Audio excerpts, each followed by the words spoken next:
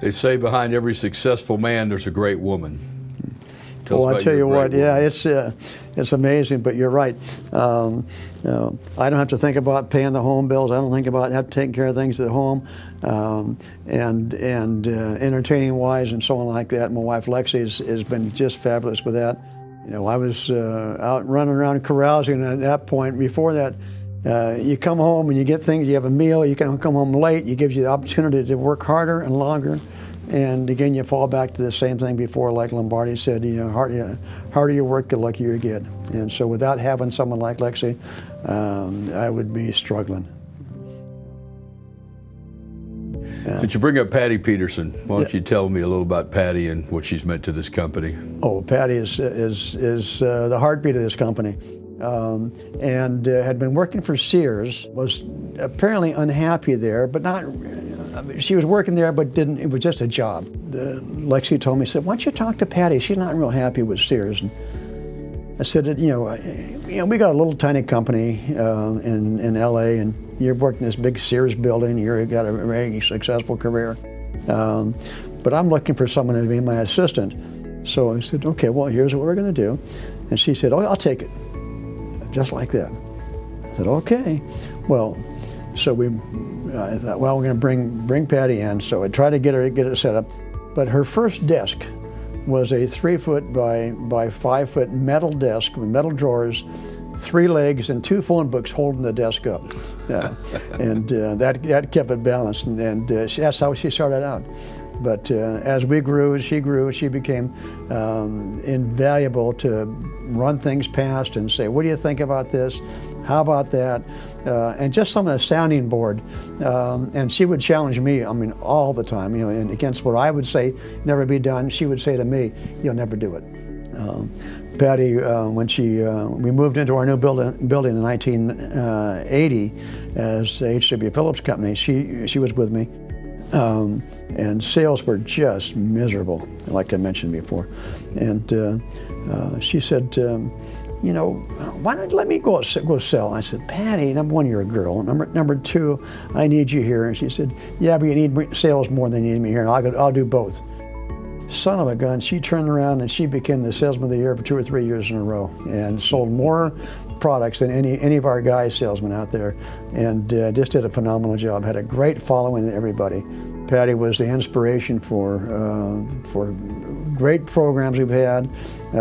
She took the Stephen Covey course in Salt Lake and brought that back to us, and is given that to over 100 of our key people, teach them how to be better managers, how to live better, and so on like that.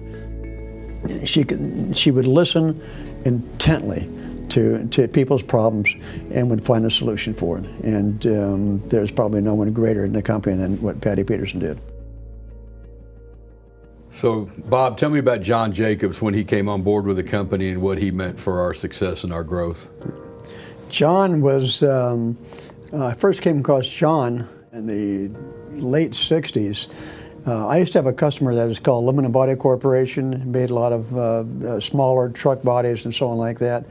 And John was an engineer working for them. He was in his early 30s. From there, when I came back from Chicago wanting to make our own plug, we designed it, you know, as best salesmen could do, but we needed someone to draw it up so we could take it over to a tool maker and he could make the tooling for us. So we called John up and asked him if he would interested in moonlighting for us. That became the first product. Then we did the same thing with the socket and the socket breaker. And finally we got to the point where we were using John a lot to design product. We used him so often, and we said, you know, John, why don't you come to work for us? So John said, sure, I'll come to work for you guys, and he did. And so it was a perfect guy for us to bring on. Funny thing about John, though, John was an engineer. Engineers, a lot of times, are introverts.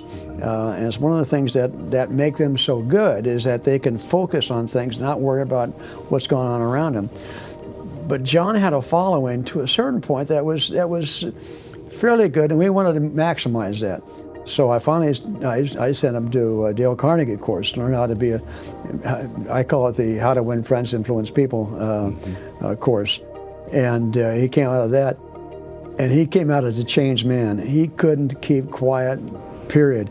And it was one of the best investments we've ever made. Yeah. John was a lot of fun to work with. He'd call you and, hey, what's going on with this? Yeah, yeah. I mean, that's every product we've come up with, John's had his fingers in. Yeah. So I mean, he's been extremely valuable to the company and great history.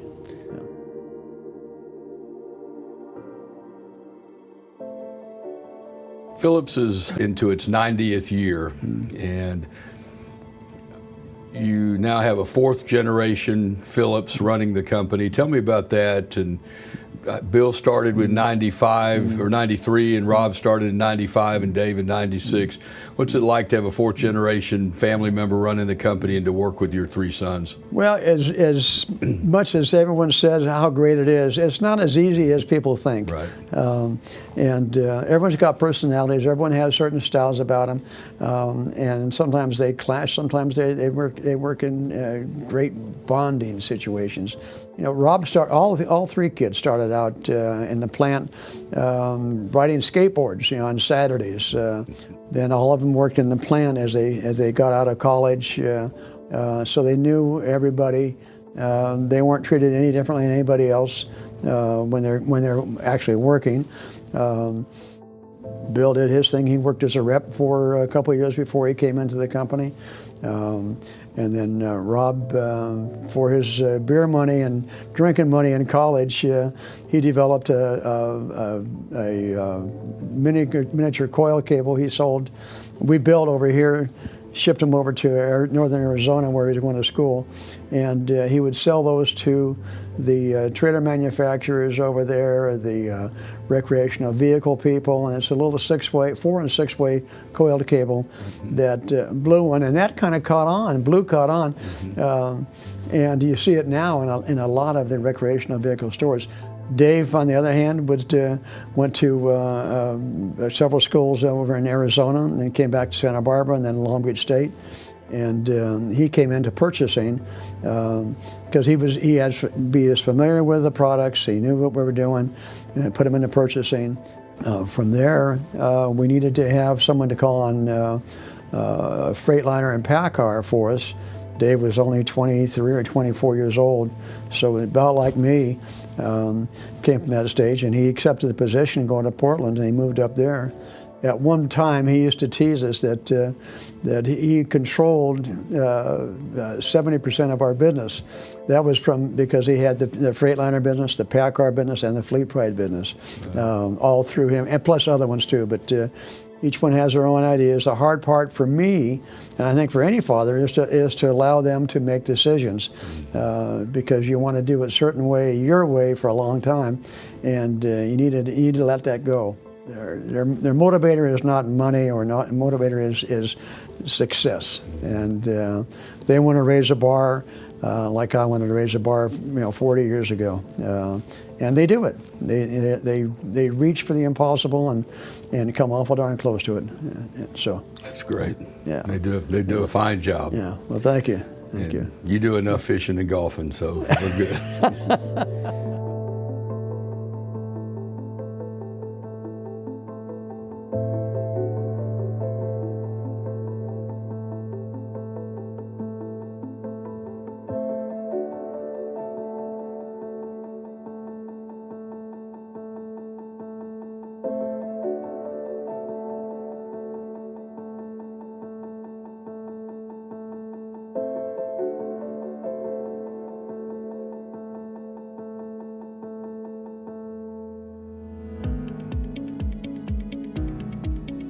We're not going to copy somebody. We want to make something better and different.